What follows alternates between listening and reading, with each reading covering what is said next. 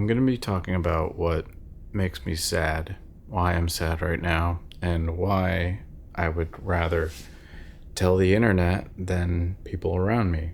And I'm going to be talking about how Instagram is kind of part of that, not a cause, it's just a way to understand it. And I guess jumping right into it is when I was younger, I would think about what my life was like, what it's going to be like as I'm older. I'm now 45. And I expected it to be a certain way, but without clarity. I just kind of thought it was going to be good. Just like the way that you thought you would be a different kind of an adult when you grew up. But when does being an adult start, actually, right? But you don't have that specificity. You just kind of know it's going to happen. You're going to be an adult, but when? And what does that mean? Well, same with when you think about when you're older, what's your life going to be like? And there's, even if you're like, oh, I'm going to be a doctor and have a white picket fence and a wife and kids and whatnot. Well, my life didn't turn out as I expected it, which is a loaded phrase because I didn't really expect much. I don't know what I expected.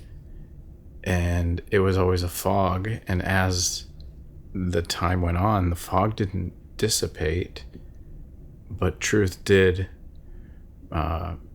replace it.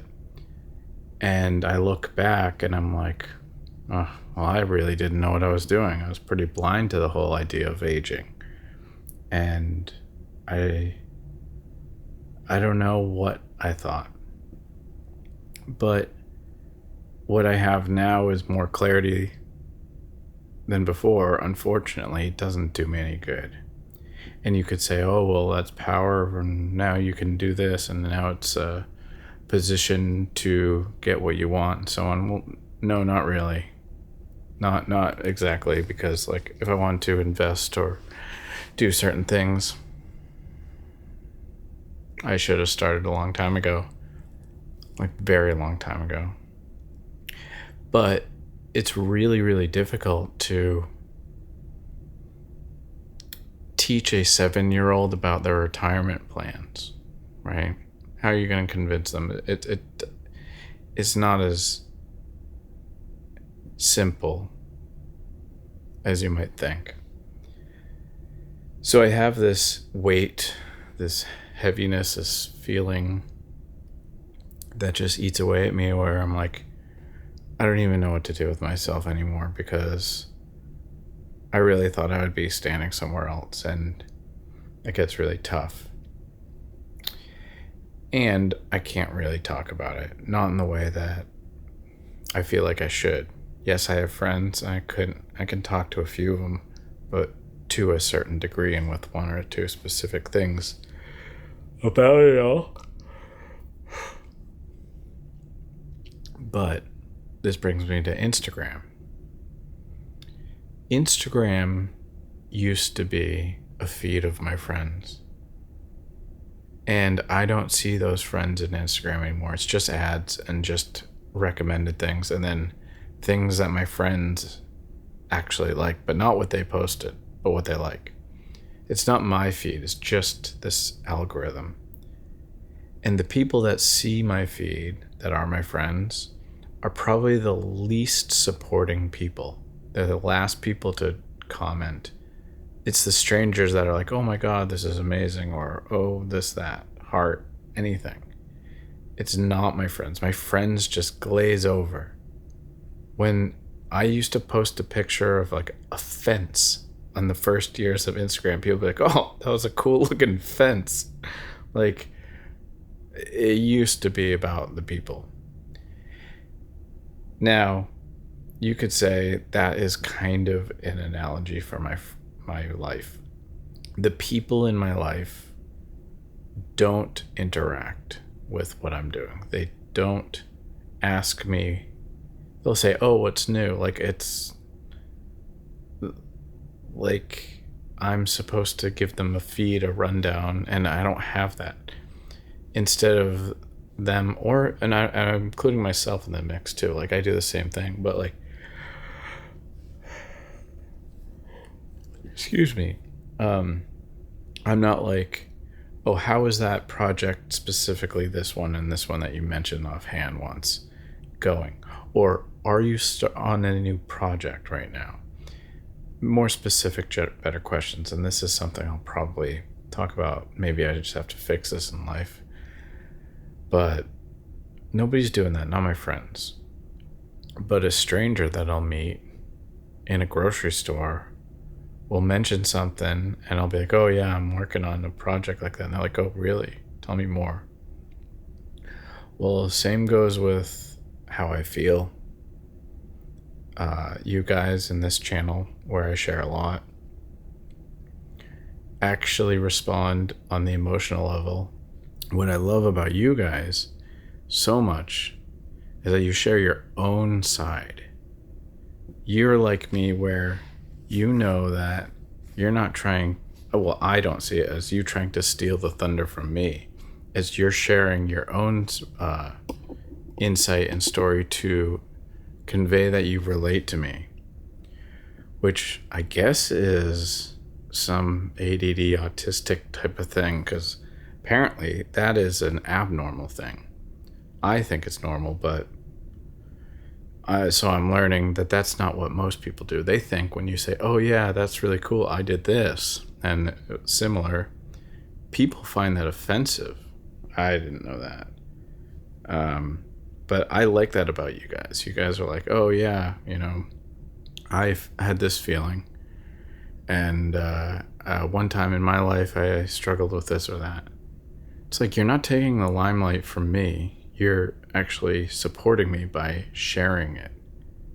But yeah, apparently people don't like that when they do that. I don't know. I think people are crazy. And I don't think I'm autistic. Some people say I am. I don't think so, actually. I think I have ADD for sure.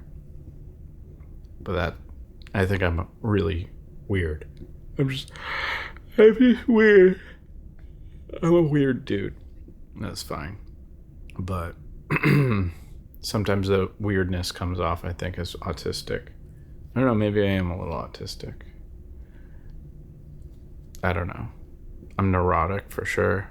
But back to the beginning of this whole thing is I'm definitely not happy when I look at things from a bird's eye view. Do I manage to be honest with it and figure out ways to make it better? Yes, that's kind of what I talk about all the time is, hey, I have all of these problems. Some of them permanent, some of them I get over. Here's my lessons. Here's what I did to fix this or that. Let me share that with you because it worked for me. But guess what? There's going to be more. There's going to be an endless amount of things that I try and I fail and try and succeed at over and over. And that's what gives me wisdom. That's what gives me authority to speak on something. So, minor example, not about personal growth, but something physical and tangible that will come up, and you'll see it in the future, is I bought a backpack. I wanted a new everyday backpack that's small. It's a 16-liter Air City Pack 2, not the Pro. And I'm like researched the hell out of backpacks. I've always had my eye on it. And I'm like, oh, okay, cool. It's Black Friday sale. I'm going to save some money. And I really like this, like the X Pack with this sailcloth and the blood orange interior. Like, that's it. It's so exciting. Blood orange and black. It's badass. It's kind of like I don't know, makes me think of a vampire a little bit. But I bought it. Like, sweet. 2 days later, I'm like, I think I might get tired of that blood orange. Maybe I don't want that X Pack. Maybe I just want the classic timeless Cordura with a gray interior. So there's two options, just color and material. The price is very similar. It's like $30 difference. And I was like, I think I hate the blood orange. And I just bought the other one. So they're both coming a couple days apart from each other. And I'm not going to use them. I'm just going to look at them both. I'm going to do a review on them. And I'm going to make up my mind. Most likely, I made the mistake of buying the blood orange one, even though I think it's awesome. I just think about, I keep things that I love for a very, very, very, very long time. And I really, really use stuff. Like my Canada Goose jacket, I've had it for a long time and it's black, and I wouldn't want it in any other color because it's perfect every time I wear it. Just like the backpack, I'm thinking, yeah, every single day, over and over and over and over and over, opening it up. Gray, simple, minimalist, timeless is probably what I want. I also want the classic Cordura durability. It's fine. They're both durable, but it's a different kind. And this lesson in hyperfixation, and then the problem, and then the mistake, this is how I go about everything because I'm so neurotic. I'm so obsessive. This is how I approach my personal growth. And then I'm also really I'm hyper fixated on things. So just like this orange interior or gray interior, like if I'm saying this is better, here is why, you better damn well know that I put a lot of thought into that, because that position of obsession really stands for something. So whenever I bring up a life lesson or something like that, like I have put so much thought into it. I put so much thought into even just mentioning if I'm sad, or the Instagram analogy. Like, I don't see my friends on Instagram, and they are the last ones, the furthest ones to connect, which is actually, I'll make another video on this, but this video is too loaded already, but I just deleted Instagram. Like, I still have the account, but I deleted it because I'm like, you know what? I don't want it anymore. If I'm not going to have my friends on there, then what's the point?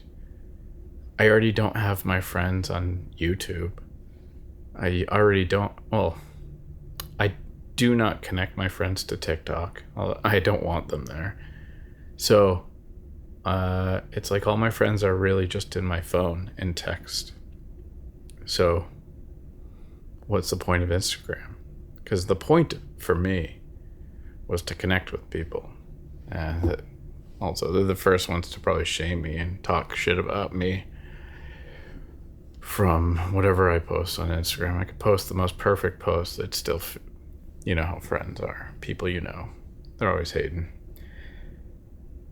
But going back to what I was saying about not feeling my best, I don't really know what to do about it.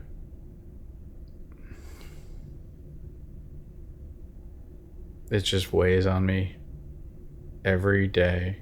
I'm just like looking back, and it's not with regret.